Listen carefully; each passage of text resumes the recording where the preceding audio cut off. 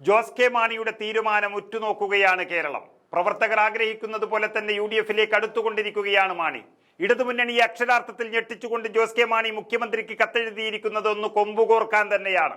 രാഷ്ട്രീയ ലാഭത്തിനു വേണ്ടി സ്വന്തം ജനങ്ങളെ ഒറ്റുകൊടുക്കാൻ ജോസ് കെ മാണി തയ്യാറാകുന്നുവെന്ന് കോട്ടയത്തിന്റെ മലമടക്കുകളിൽ സംസാരമുയർന്നതോടെ ക്രൈസ്തവ സഭകളും വിശ്വാസികളും വരെ എതിരായി മാറുന്നു എന്ന തിരിച്ചറിവ് ജോസ് കെ മാണിയെ ഇരുത്തി ചിന്തിപ്പിക്കുകയാണ്. തന്റെ പിതാവ് കൊണ്ടു നടന്ന രാഷ്ട്രീയവും ഉയർത്തിപ്പിടിച്ച ആദർശങ്ങളും പിണറായി വിജയന് മുന്നിൽ ബലി കൊടുക്കാനുള്ളതല്ല എന്ന അവസാനം ജോസ് കെ മാണി മനസ്സിലാക്കിയിരിക്കുന്നു.